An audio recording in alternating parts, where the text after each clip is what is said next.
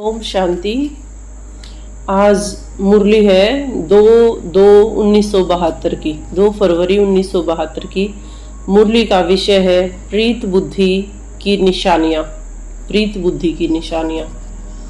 इसमें अव्यक्त बाप दादा पूछ रहे हैं बच्चों से, सभी अव्यक्त रूप में स्थित हो, यह तो जानते हो कि अव्यक्ति मिलन अव्यक्त स्थिति में स्थित रहने से ही कर सकते हैं। आत्मा समझ के हमें परमात्मा को याद करना है, यह तो सभी जानते हैं। तो अपने आप से पूछो, अव्यक्त स्थिति में स्थित रहने के अनुभवी मूर्त कहाँ तक बने हो। अव्यक्त स्थिति में रहने वालों का सदा हर संकल्प हर कार्य अलौकिक होता है।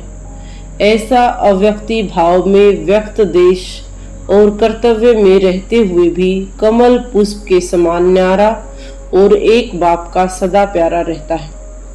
ऐसे अलौकिक अव्यक्ति स्थिति में सदा रहने वाले को कहा जाता है अल्लाह लोग। जो सदा अलौकिक स्थिति में स्थित रहते हैं उसे अल्लाह कहते हैं। टाइटल तो और भी हैं। ऐसी ही आत्मा को प्रीत बुद्धि भी कहा जाता है। प्रीत बुद्धि और विपरीत बुद्धि दोनों के अनुभवी हो, अर्थात जब से हम बाबा के बने तो प्रीत बुद्धि, बाबा को नहीं जानते थे तो विपरीत बुद्धि। इसीलिए आप लोग मुख्य स्लोगन भी लिखते हो, विनाश काले प्रीत बुद्धि पांडव विजयंती, विनाश काले विपरीत बुद्धि विनशंति। इस स्लोगन को सारे दिन में अपने आप से लगाते हो कि कितना समय प्रीत बुद्धि अर्थात विजयी बनते हैं और कितना समय विपरीत होने से हार खा लेते हैं। तो आगे बाबा ने प्रीत बुद्धि आत्माओं के लक्षण बताए हैं बहुत सारे। तो प्रीत बुद्धि अर्थात विजयी। प्रीत बुद्धि वाला कभी भी श्रीमत के विपरीत एक संकल्प भी नहीं उठा सकता। एक संकल्प भी श्रीमत के विरुद्ध नहीं उठा सकता। प्रीत बुद्धि अर्थात बुद्धि की लगन या प्रीत एक प्रीतम के साथ लगी हुई हो। जब एक के साथ प्रीत है तो अन्य किसी भी व्यक्ति या वैभवों के साथ प्रीत जुड़ नहीं सकती, क्योंकि प्रीत बुद्धि अर्थात, देखो ये अभी चौथा मीनिंग आ गया है शायद। चौथा, प्रीत बुद्धि अर्थात सदा बाप दादा को अपने सम्मुख अनुभव करेंगे। जब बाप सदा सम्मुख है तो ऐसे सम्मुख रहने वाले कभी विमुख नहीं हो सकते। विमुख होते हैं तो बाप सम्मुख नहीं है, बाबा साथ नहीं है।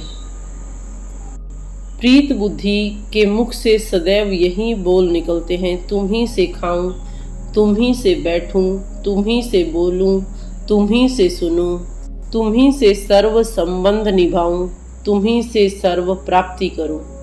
उनके नैन, उनका मुखड़ा न बोलते हुए भी बोलते हैं। तो ऐसे विनाश काले प्रीत बुद्धि बने हो, अर्थात एक की लगन में एक रस स्थिति वाले बने हो। जिसके सम्मुख है ही सदा बाप दादा, तो जैसे सूर्य के सामने देखने से सूर्य की किरणें अवश्य आती हैं, इसी प्रकार अगर ज्ञान सूर्य बाप के सदा सम्मुख रहो तो ज्ञान सूर्य के सर्व गुणों की किरणें अपने में अनुभव नहीं होंगी। तो ज्ञान सूर्य की किरणें न चाहते हुए भी अपने में धारण होते हुए अनुभव करेंगी, तब जब बाप के सदा सम्मुख होंगे। जितने हमारी बाबा से सच्चे दिल की प्रीत होगी तो हमें ज्ञान गुण शक्तियाँ स्वतः ही मिलती रहेंगी, प्राप्त करने की आवश्यकता नहीं है।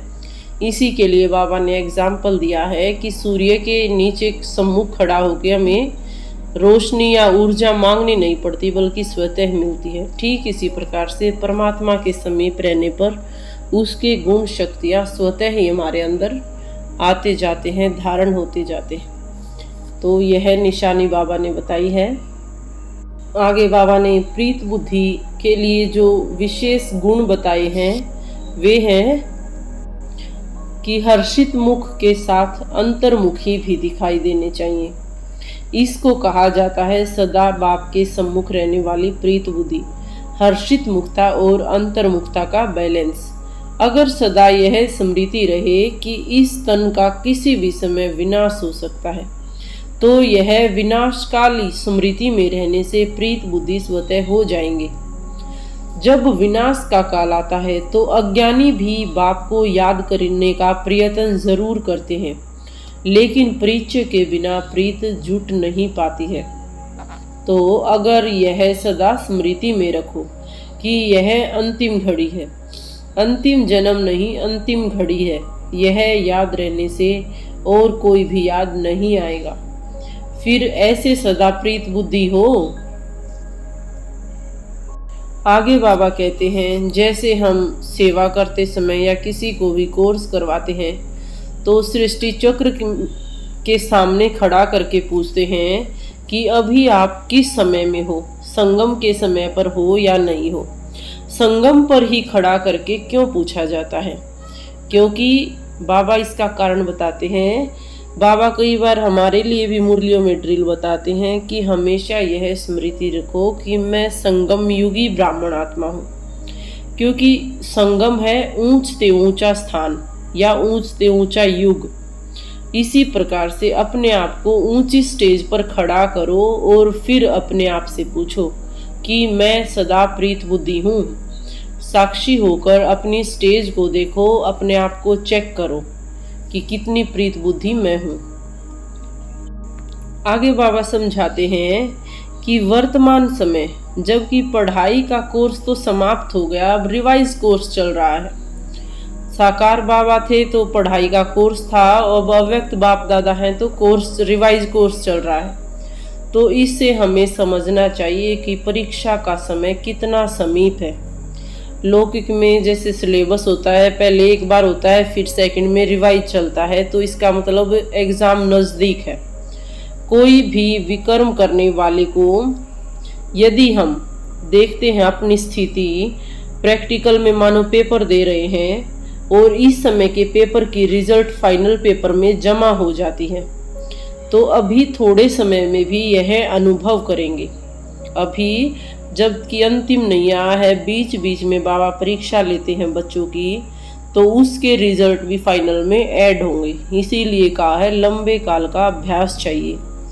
कोई भी विकर्म करने वाले को सूक्ष्म रूप से सजाओं का अनुभव होगा। जैसे प्रीत बुद्धि चलते फिरते बाप के चरित्र और बाप के कर्तव्य की स्मृति में रहने से बाप के मिलने का प्रैक्टिकल अनुभव करते हैं, ठीक वैसे ही विपरीत बुद्धि वाले विमुख होने से सूक्ष्म सजाओं का अनुभव करेंगे। अपने आप हमारी स्थिति डावाडोल हो जाना, स्वभाव बदल जाना और मन की स्थिति ऊंची नीची हो जाना, तो यह है सूक्ष्म सजाएं। इसीलिए फिर से बाप दादा पहले से ही सुना रहे हैं कि उन सजाओं का अनुभव बहुत कड़ा है। उनके सीरत से हर एक को अनुभव कर सकेंगे। जो सजा खा रही है उस आत्मा की सीरत से सभी को अनुभव होगा कि इस समय यह आत्मा सजा भोग रही है। कितना भी अपने को छिपाने की कोशिश करेंगे लेकिन छिपा नहीं सकेंगे। वह 1 सेकंड की सजा अनेक जन्मों के दुख का अनुभव कराने वाली है। जैसे बाप के सम्मुख आने से 1 सेकंड का मिलन आत्मा के अनेक जन्मों की प्यास बुझा देता है। जब हम बिंदु स्वरूप पे योगाभ्यास करते हैं तो उस 1 सेकंड के अथाह योग में भी, अनुपम योग में हम अनेक जन्मों की प्यास बुझा सकते हैं। ठीक इसी प्रकार से विमुख होने पर, जब हम बाबा से विमुख होते हैं, श्रीमत का उल्लंघन करते हैं और विपरीत बुद्धि बन जाते हैं, तो फिर उन सजाओं से छूटकर अपनी उसी स्टेज पर आने में बहुत मेहनत लगती है। इसीलिए बाप दादा पहले से ही वार्निंग दे रहे हैं कि अभी परीक्षा का समय चल रहा है। ऐसे फिरूलैना नहीं देना कि हमें क्या मालूम कि इस कर्म की इतनी गुह्य गति है। हमारा एक एक संकल्प कर्म फल है या कर्म बन रहा है, ऐसा मान के इतना अटेंशन से हमें चलना चाहिए। इसलिए सूक्ष्म सजाओं से बचने के लिए अपने से ही अपने आप को सदा सावधान रखो। सूक्ष्म सजाओं से बचने के लिए अपने से ही अपने आप को सदा सावधान रखो, अभी गफलत नहीं करो। अगर जरा भी गफलत की तो जैसे कहावत है कि एक का 100 गुना लाभ मिलता है तो एक का 100 गुना दंड भी मिलता है। यह बोल अभी प्रैक्टिकल में अनुभव होने वाले हैं। इसीलिए सदा बाप के सम्मुख सदा प्रीत बुद्धि बनकर रहो। अच्छा, सदा सम्मुख रहने वाले लक्की सितारों को बाप दादा भी नमस्ते करते हैं। हम रूहानी बच्चे भी अव्यक्त बाप दादा को दिल व जान सिक व प्रेम से याद प्यार और नमस्ते देते हैं। अच्छा, ओम शांति। ये थी बाबा की आज की मुरली, प्रीत बुद्धि की निशानियाँ। मुख्य 5-6 निशानियाँ बाबा ने प्रीत बुद्धि की बताई है, और प्रीत बुद्धि न बनने से क्या नुकसान हमारा होता है वह भी बाबा ने समझाया है कि जिस घड़ी हम विमुख बाबा से विमुख हो जाते हैं, विपरीत बुद्धि बन जाते हैं, तो हमें प्रैक्टिकल में एक एक सेकंड में सजा का अनुभव होगा। हमारी सीरत से सभी को पता चलेगा कि यह आत्मा अभी सजा भोग रही है। तो सभी को प्रीत बुद्धि बनना है, सदा बाबा के सम्मुख रहना है, समीप रहना है, और सदा यह स्मृति रखनी है कि यह घड़ी अंतिम घड़ी है। हम अभी संगम पर खड़े हैं, यह सदा याद रखते हुए अभी हम चोटी में खड़े हैं। तो अपने पूरी स्थिति को देखते हुए स्वदर्शन चक्र फिराते हुए सदा प्रीत बुद्धि बन के रहना है। सदा खुद को ज्ञान सूर्य बाबा के सम्मुख रखना है, तो स्वतः ही ज्ञान गुण शक्तियाँ हम में भरती जाएंगी, और अंधकार भरी बातों से, अज्ञानता की बातों से, व्यर्थ नेगेटिव बातों से हम स्वतः ही बच जाएंगे यदि हम सदा ज्ञान सूर्य के सम्मुख हैं। और लास्ट में बाबा ने कहा है कि इस संगम युग की सूक्ष्म सजाओं से बचने के लिए अपने से ही अपने आप को सदा सावधान रखना है, गफलत नहीं करनी है। अच्छा, शुक्रिया। ओम शांति, ओम शांति, ओम शांति।